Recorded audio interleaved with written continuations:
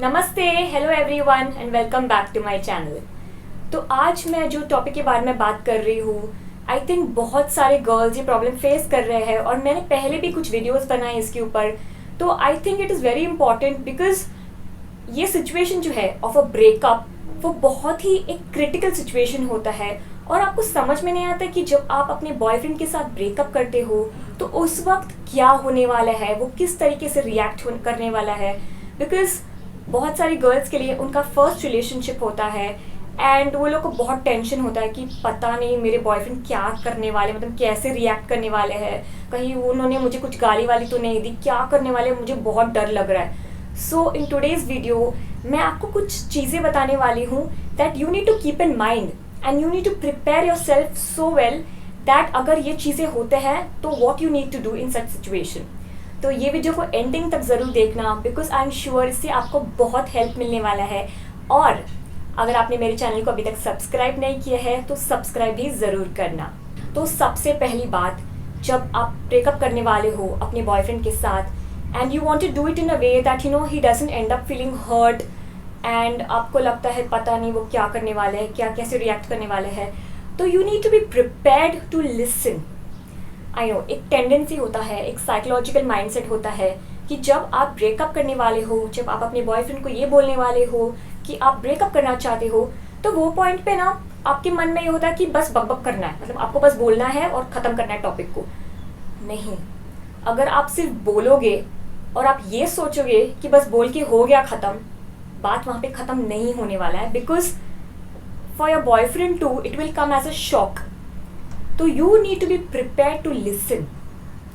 शायद से वो आपको गाली देंगे, शायद से वो चिल्लाएंगे आप पे, शायद से पता नहीं वो किस तरीके से रिएक्ट करने वाले हैं।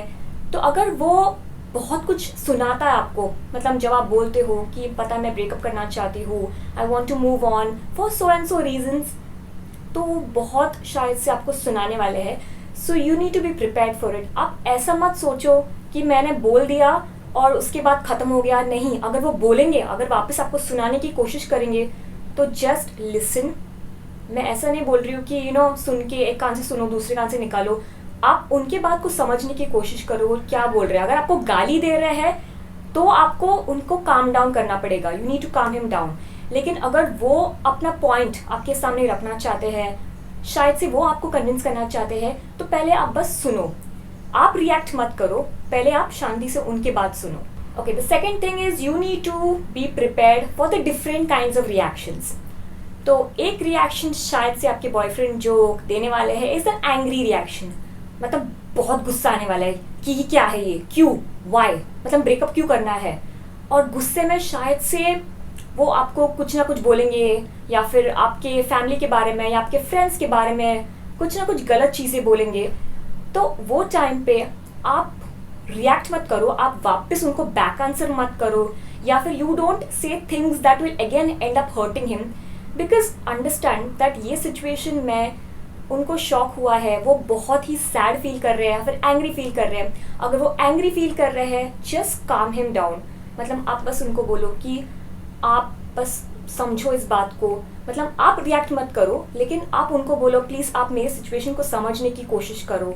आप प्यार से उनको समझाओ but you don't raise your voice and you don't start shouting and screaming back at him. अगर वो एक सैड रिएक्शन देता है, मतलब वो बहुत रोना स्टार्ट करता है, मतलब उनकी आंखों में आंसू आता है या फिर ही इज सॉबिंग या फिर बहुत ही हर्ट फील कर रहे हैं एंड योर इंटेंशन इज कि आपको एक क्लीन ब्रेकअप चाहिए, आप उनको वापस हर्ट नहीं करना चाहते हो, तो you need to be empathetic. मतलब you need to tell him in such a way that he should not end up feeling more and more hurt. तो आप उनको बस ऐसा कुछ बोलो कि देखो आई अंडरस्टैंड योर सिचुएशन, मैं आपकी सिचुएशन को समझती हूँ, मैं इस बात को समझती हूँ कि आप बहुत इस वक्त हर्ट फील कर रहे हो, मेरा इंटेंशन आपको हर्ट करने का नहीं था, मैं बस आपको सच्चाई बताना चाहती हूँ और मैं आपको कोई फॉल्स होप नहीं देना चाहती हूँ कि आप ये सोच में रहोगे कि मैं अभी भी आपसे प्यार करती हूँ और ये रिश्ता बहुत ही अच्छा चलने वाला है।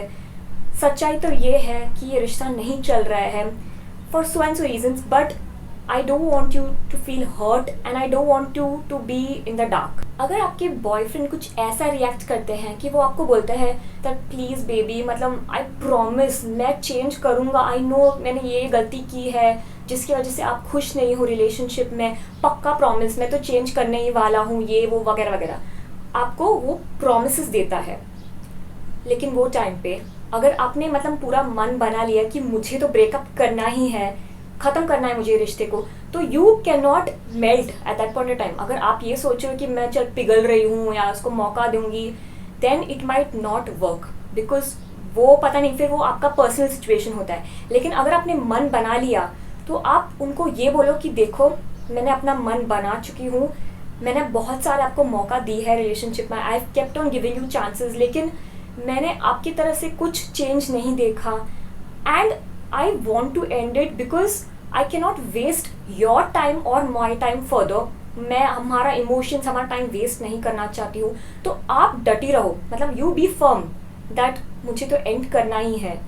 आप वो टाइम पे मेल्ट मत होना, पिघल मत जाना उनके सामने। आपको एक और चीज़ की ध्यान रखना होगा is that when you are talking to your boyfriend, जब आप एक्सप्लेन कर रहे हो सिचुएशन को, आप ज़्यादा तुम मत करो। मतलब अगर आप ज़्यादा यूज वाला स्टेटमेंट्स यूज़ करोगे कि ये आपके वजह से हुआ है, तुम्हारी वजह से हुआ, तुमने ही ये प्रॉब्लम क्रिएट की है रिलेशनशिप में, तुम्हारी वजह से यहाँ ये सब चीज़ें गलत हुआ है रिलेशनशिप में and you all are responsible, आप जितना उन पे ब्लेम डालोगे उतना वो हर्ट फील करेंगे and your intention is not to hurt him while breaking up, क्योंकि आप एक क्लीन और एक अच्छा ब्रेकअप चाहते हो ऑन अ गुड नोट।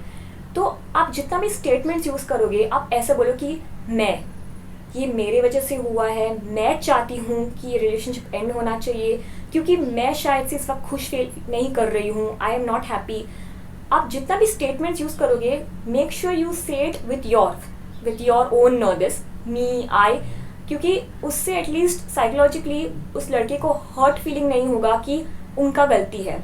तो जितना you portrait as if it is your side, you want to end it and you feel that he is not at fault, तो उतना वो हर्ट नहीं फील करेंगे, he will feel less hurt in such a situation. Girls, मैंने एक और video बनाई है पहले wherein मैंने एक सिचुएशन की बात की जहाँ पे एक लड़की ने मुझे DM किया था about her situation and I explained to her and to all the viewers कि क्या करना चाहिए ऐसे सिचुएशन में।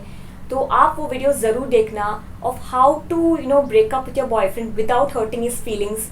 तो वो वीडियो का लिंक मैं डिस्क्रिप्शन बॉक्स में डाल रही हूँ, ज़रूर देखना। ओके देन दोस्तों, हम ये एपिसोड को यही ख़त्म करते हैं। अगर आपको ये वीडियो हेल्पफुल लगा है, जो भी मैंने आपको टिप्स दी है, अगर आपको लगता है कि इससे आपको बहुत हेल्प मिलने वाला है, तो do like this video, comment on it. और अगर आपको ऐसा लगता है कि कोई भी ऐसा फ्रेंड्स है या कोई रिलेटिव है जो ब्रेकअप करने वाले हैं अपने बॉयफ्रेंड के साथ, then please share this video with them ताकि उनको भी हेल्प मिल जाए। एंड अगर आपने मेरे चैनल को अभी तक सब्सक्राइब नहीं किया है, then do subscribe to this channel अगर आपको ऐसे ही बहुत सारे वीडियोस और देखने हैं तो। And also make sure to follow me on Facebook and Instagram too. Okay then, मिलते हैं बहुत जल्दी एक नए एपिसोड के साथ। Till then, bye.